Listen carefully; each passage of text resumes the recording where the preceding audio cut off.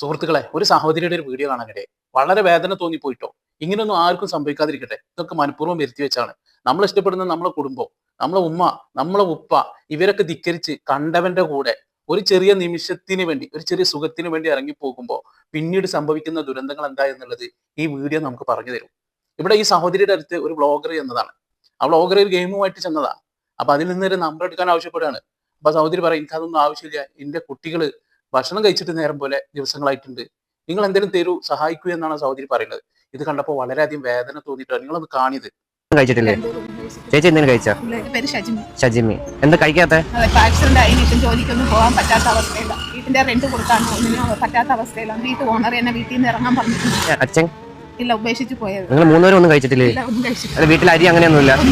ഒന്നുമില്ല, സാധനങ്ങളൊന്നുമില്ല, സഹായിക്കുന്നില്ല കുടുംബത്തില്? ഇല്ല, ഞാനൊരു മുസ്ലിമാണ്. ഞാൻ വീട് വിട്ട് ഇറങ്ങി വന്ന് പള്ളിയിൽ നിന്ന് പുറത്താക്കിയ? പള്ളിയിൽ നിന്ന് പുറത്താക്കിയത്. ശ്രമിച്ചത് കാരണം എന്റെ മോൾ അങ്ങനെ വിശക്കുന്നുണ്ടെന്ന് ഒരു നിവർത്തിയില്ല. ആ സഹോദരി ആക്സിഡന്റ് പെട്ടിട്ട് ആ സഹോദരി കയ്യിന് സ്വാധീനം കുറഞ്ഞിട്ടുണ്ട്. ആ സഹോദരിക്ക് ഒന്നും കഴിയുന്നില്ല. അപ്പൊ ആ കുട്ടികളുടെ അച്ഛൻ എവിടെയെന്ന് ചോദിച്ചുമ്പോൾ അദ്ദേഹം വിട്ടെറിഞ്ഞു പോയി എന്നാ പറയുന്നത്. ഒരു മുസ്ലിം കുടുംബത്തിൽ പറഞ്ഞൊരു സഹോദരിയാണ്. ആ കുടുംബം മൊത്തം ഒഴിവാക്കിയിട്ടുണ്ടാവും.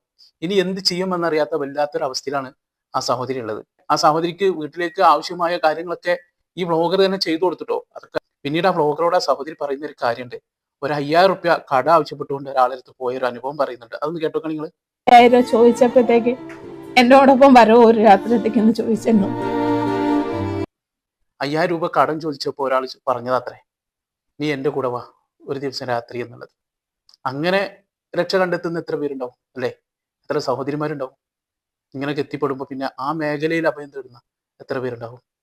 നമ്മൾ ചിന്തിക്കേണ്ടതല്ലേ ഇതൊക്കെ? ഇങ്ങനെ ഒരുപാട് സഹോദരിമാർ പോകുന്നുണ്ട്. പരസ്പരം ഇഷ്ടപ്പെട്ട് പുരുഷനും ഒപ്പം പോകുന്നവരുണ്ട്, സ്ത്രീകളും ഒപ്പം പോകുന്നവരുണ്ട്. സ്വന്തം കുടുംബത്തെ, വേണ്ടപ്പെട്ടവരെ മുഴുവൻ ഒഴിവാക്കിയിട്ട് എന്തെങ്കിലും ഒന്ന് സംഭവിക്കുമ്പോൾ മാത്രമാണ് അതിനെക്കുറിച്ചുള്ള മറ്റൊരു ചിന്ത ഉണ്ടാവുള്ളൂ അവർക്ക്. അപ്പോഴേക്കും എല്ലാം നഷ്ടപ്പെട്ടിട്ടുണ്ടാവും. സ്വന്തം ഉമ്മയുടെ കണ്ണീര് അന്ന് എത്ര ഒഴുകിയിട്ടുണ്ടാവില്ല ആ വീട്ടിൽ നിന്ന് ഈ പെണ്ണ് പോകുമ്പോൾ. സ്വന്തം ഉപ്പ എത്ര കരഞ്ഞിട്ടുണ്ടാവും. സ്വന്തം പിന്നെ സഹോദരന്മാര് എത്രമാത്രം വേദനിച്ചിട്ടുണ്ടാവും. ഇനി അവൾ ഈ സഹോദരിയെ തിരിച്ചെടുക്കോ? നോക്കൂ നിങ്ങൾ, ഈ സഹോദരിക്ക് ആരുടെത്തേക്ക് വരാം? വല്ലാത്തൊരു ജീവിതമാണ് നമ്മൾ ഈ കാണുന്നത്. ഇതാണ്. അപ്പൊ നമ്മൾ എന്ത് ചെയ്യുക?